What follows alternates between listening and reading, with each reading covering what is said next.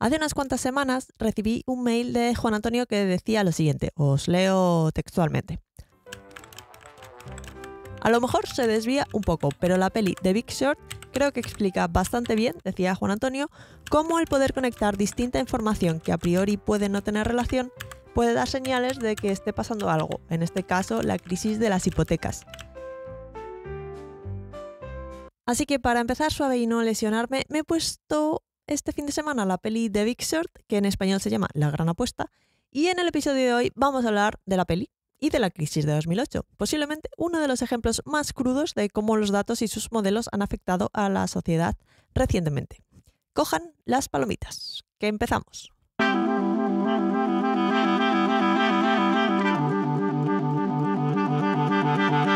Un podcast ninja sobre Big Data, episodio 85, La Gran Apuesta.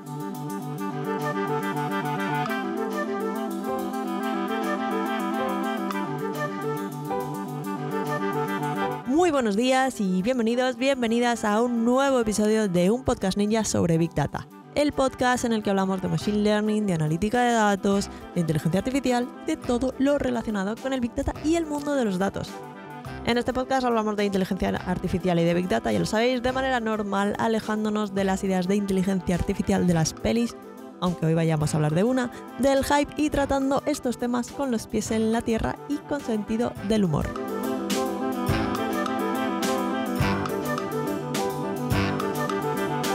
Yo soy Marta Arroyo y cada semana os cuento cositas sobre todo este mundillo de los datos al que me dedico. Pero antes, recordaros que os espero en la membresía Ninja, donde encontraréis tutoriales. Esta semana hay uno de generación de imágenes con Flux.1, podcast premium en el que os cuento mis historietas y casos de usos reales del Machine Learning y todas estas cosas. También hay resúmenes de libro muy top, incluido mi libro favorito de Aprende Machine Learning con Scikit-learn, Keras y TensorFlow. Y en la parte de comunidad hacemos sesiones en directo en las que trabajamos en grupo. La semana pasada Alejandra nos contaba un proyecto bastante guay de Machine Learning aplicado a medicina. Muchas cosas. Son muchas cosas. Septiembre es un gran momento para apuntarse y empezar el curso muy a tope.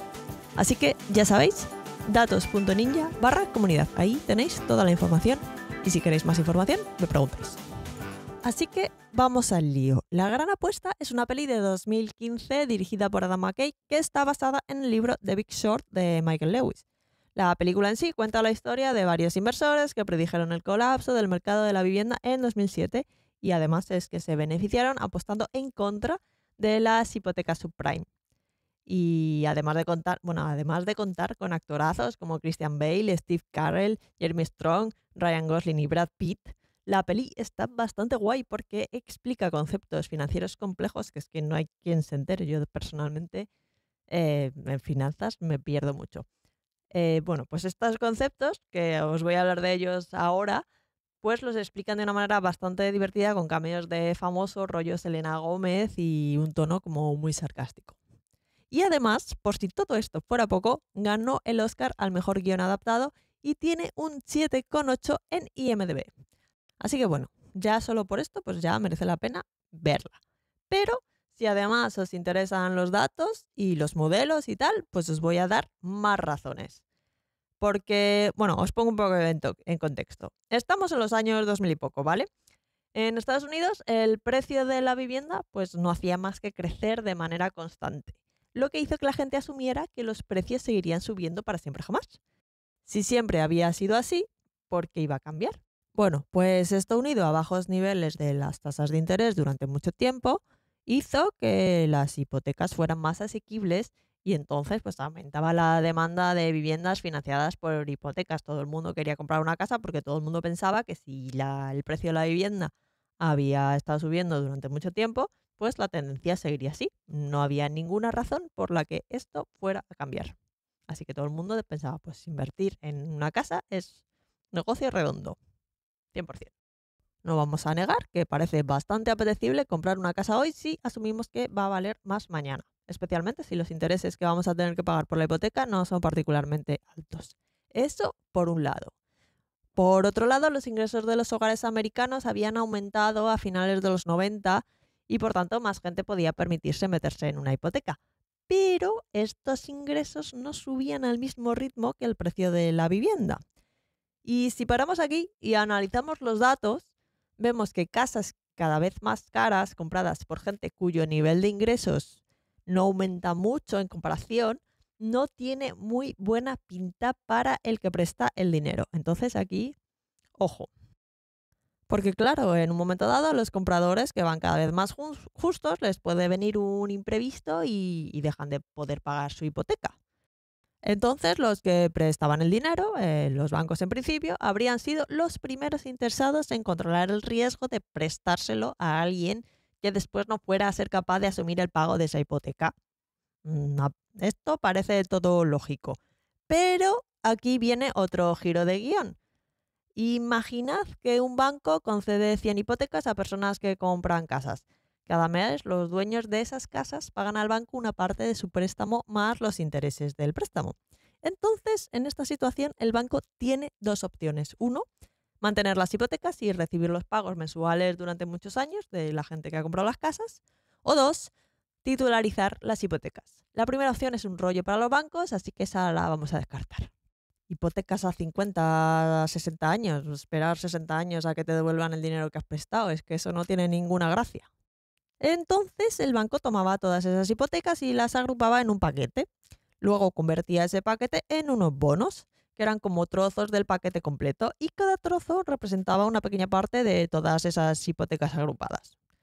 Entonces el banco vendía, o el banco o el prestamista vendía esos valores a diferentes inversores, y los inversores que compraban esos bonos tenían derecho a recibir pues, la parte de los pagos mensuales de las hipotecas originales.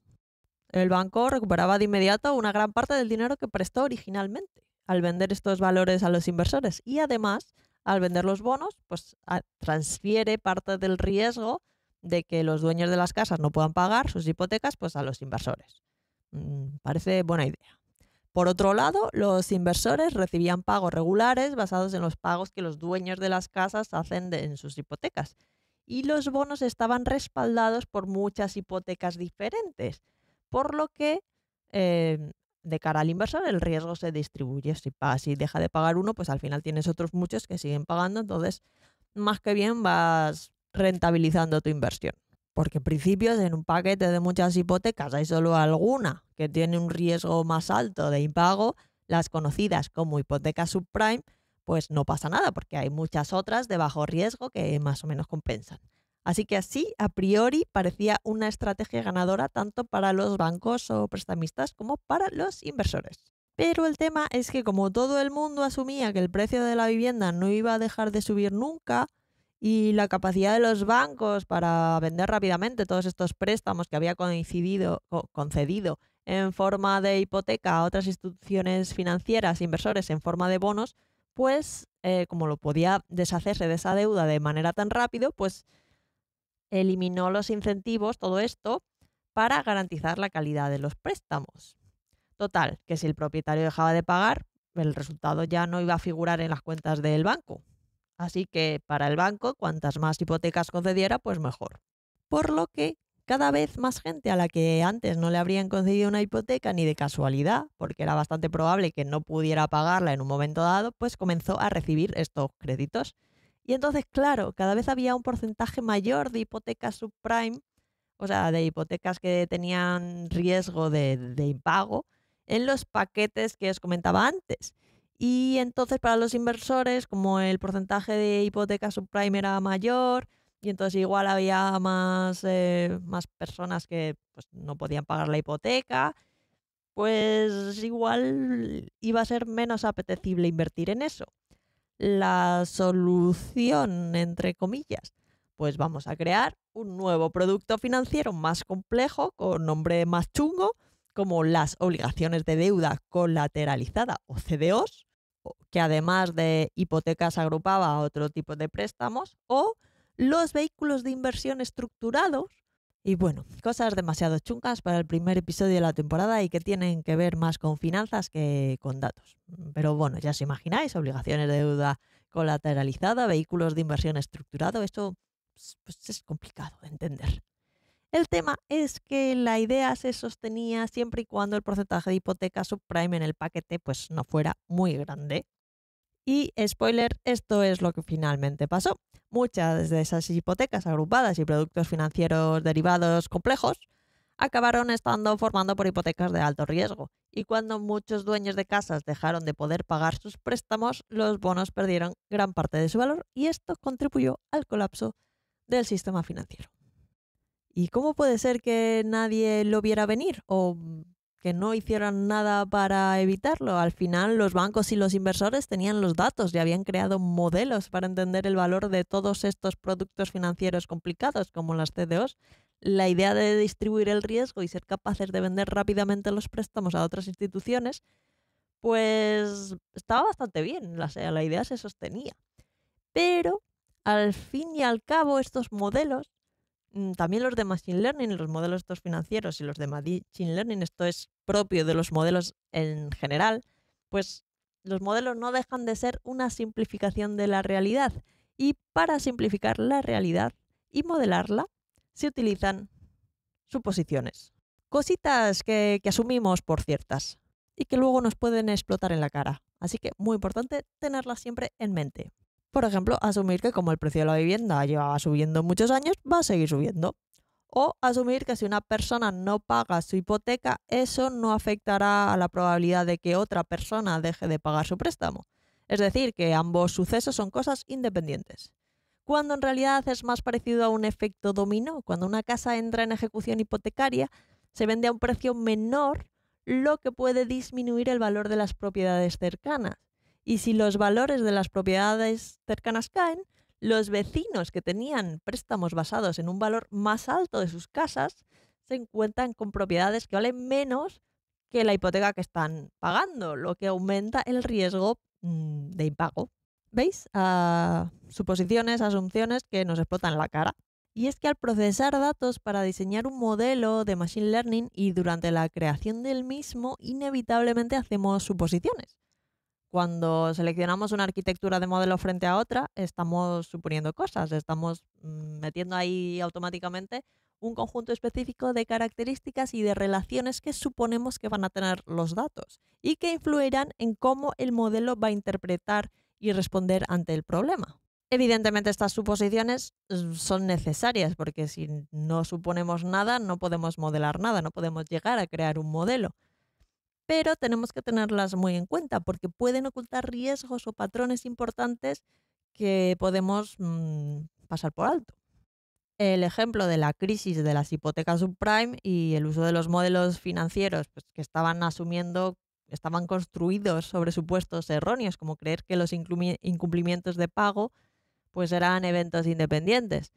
Pues como podéis ver, estas suposiciones pueden tener consecuencias muy chungas cuando estos modelos se aplican en el mundo real. Si seleccionamos un modelo de regresión lineal para predecir el precio de la vivienda, estamos asumiendo que el precio de la vivienda tiene una relación lineal frente a las características de las que disponemos, los datos que tenemos. El método que utilizamos para tratar los valores anómalos en el dataset impacta también en el rendimiento del modelo. La manera en la que tratamos los valores faltantes es que estamos haciendo todo el rato suposiciones. Así que todas esas decisiones tenemos que tenerlas en mente porque afectan al rendimiento del modelo. Ya hablábamos en el episodio anterior, de antes de verano, de la necesidad de reconocer y documentar todas esas suposiciones y filtros que vamos aplicando en cada etapa del análisis y del modelado.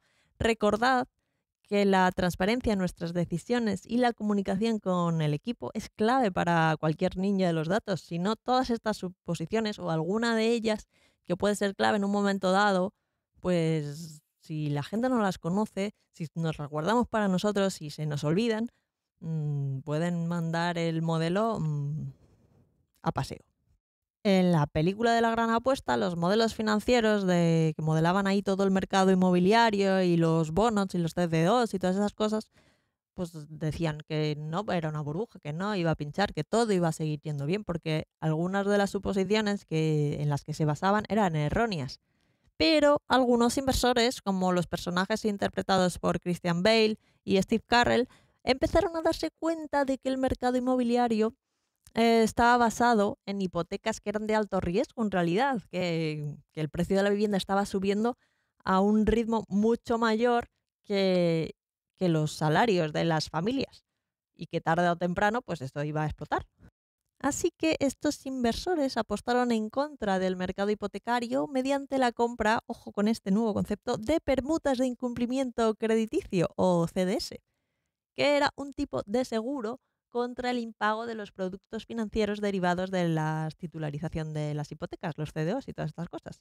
O sea, que si las hipotecas fallaban, si la gente dejaba de pagar sus hipotecas, los CDS, estos nuevos productos, pagarían grandes sumas a quienes los poseían, es decir, en este caso, estos inversores. Esto que vemos tan claro hoy a posteriori, pues no era tan evidente en 2007, que a pesar de que los datos del aumento de los precios de la vivienda y la evolución de los salarios y que cada vez se concedían más hipotecas a gente que potencialmente tendría problemas para pagarlas, a las hipotecas subprime, pues eso estaba ahí.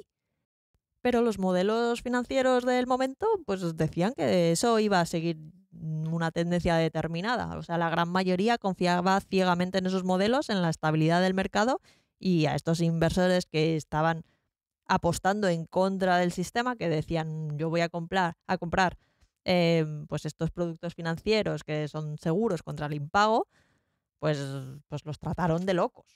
Al fin y al cabo, los modelos decían que los productos financieros derivados de las hipotecas no tenían mucho riesgo y a veces es complicado llevarle la contraria a un modelo. Ahí lo dejo. Sin embargo, en 2007, como sabéis, la burbuja inmobiliaria estalló y ya no os cuento más, porque os animo a que veáis la película. No os voy a contar lo que pasa con los personajes, lo que pasaron durante el estallido de la burbuja. Os voy a dejar en las notas del programa los enlaces a la película, al libro, y bueno, ahí juzgáis vosotros después, a ver si os gusta la película.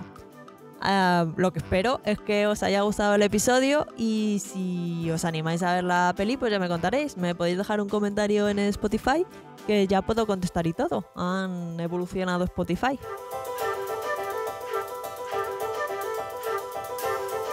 Como siempre, no olvidéis dejar un me gusta y algún comentario en iVoox, una valoración de 5 estrellas del podcast en Spotify, en Apple Podcast o donde quiera que estéis escuchando esto, porque me ayuda mucho. Y si os ha gustado mucho, podéis invitarme a un café a través del enlace de apoyar al podcast, que también os dejo en las notas del programa, porque es que es septiembre y hace falta mucho café, ya lo sabréis vosotros también. Así que os dejo todos los enlaces en las notas del programa de todo, de la película, del libro, de apoyar al podcast, de contactar conmigo, del formulario, de todo. Sobre todo, muchas gracias por estar al otro lado y nos escuchamos en el próximo episodio de un podcast ninja sobre Big Data. ¡Feliz semana y hasta el próximo episodio! ¡Adiós!